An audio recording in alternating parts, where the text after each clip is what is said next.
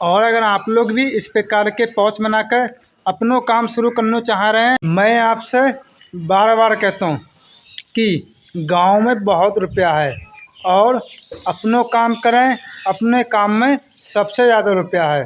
कोई भी काम करें, चाहे आप मूंगफली बेच लें, अपने काम करने के बहुत ही ज़्यादा फ़ायदा है। अगर हम अपनों काम करेंगे तो अपने काम में खुद के मालिक होते हैं और किसी की भी सुनने ना होता है। जैसे भी मर्जी हुई, जिस समय मर्जी हुई, उस समय अपनों काम करेंगे। तो मैं करता हूँ अपनों काम, और अपने काम में हल्दी, मिर्च, धनिया और गरम मसाले के पाउच होते हैं 5 वाले 10 वाले, वे मैं गांव-गांव दुकान पर जाकर पहुंचाता हूं। जो गांव में परचून की दुकानें होते हैं, वहां जाकर मैं अपना सामान पहुंचाता हूं।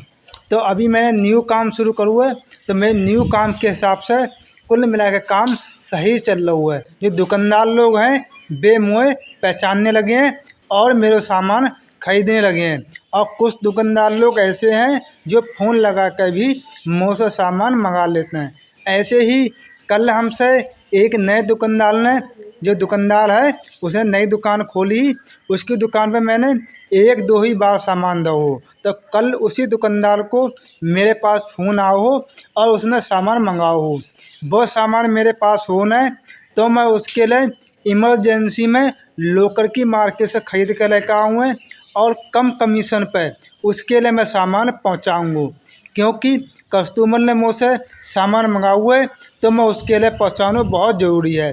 और उसने मुझसे मंगाए हैं सौंफ, मेथी, अजवाइन, जीरो और धनिया। ये 5 सामान मंगाए हैं, तो 500 सामान मैं पहुंचाऊंगा।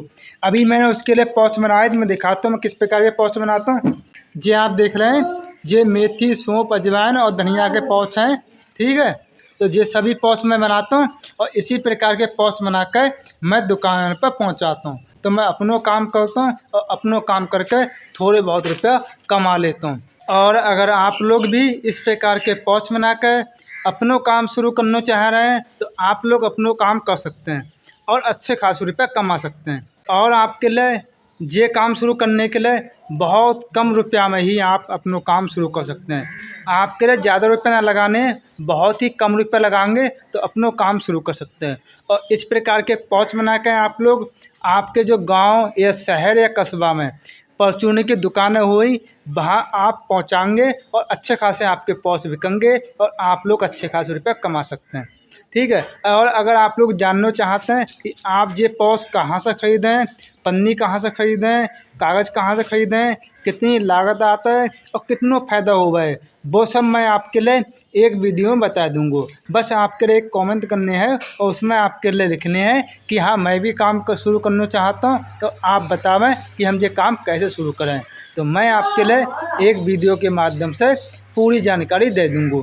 जे सामान जो कस्टमर ने मुझसे मंगाया हो, जो सामान मैं कल उसके लिए पहुंचाऊंगा, क्योंकि उसने मुझसे कल के लिए मंगाया हुआ है तो मैं कल उसके लिए पहुंचाऊंगा। और देखता हूँ ये सामान कस्टमर ख़रीदा है कि ना ख़रीदा है। क्योंकि एक कस्टमर ऐसो ही हो, उसने मुझसे सामान मंगाया हो तो मैं उसको सामान लेकर पहुँचू हो। और बरसात को मौसम हो तो वो कस्टमर कई दिन से फ़ोन लगा रहा हो मेरे पास कि मेरे सामान पहुँचा दो। तो बरसात के मौसम में बारिश हो रही हल्की हल्की, मैं बारिश में उसको सामान लेकर पहुँचूँ।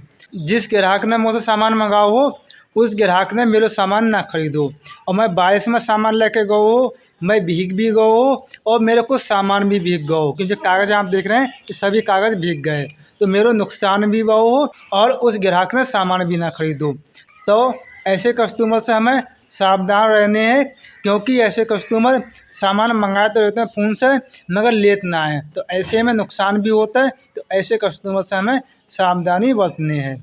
और अगर आप लोग भी किसी प्रकार को काम करते हैं या काम करना चाह रहे हैं, तो आप लोग हमें कमेंट बॉक्स में लिख कर जरूर बतावें आप किस प्रकार को काम करते हैं और कौन सा काम करते हैं। आपके लिए मेरी आज की वीडियो कैसी लगी कमेंट बॉक्स में लिख कर जरूर बतावें।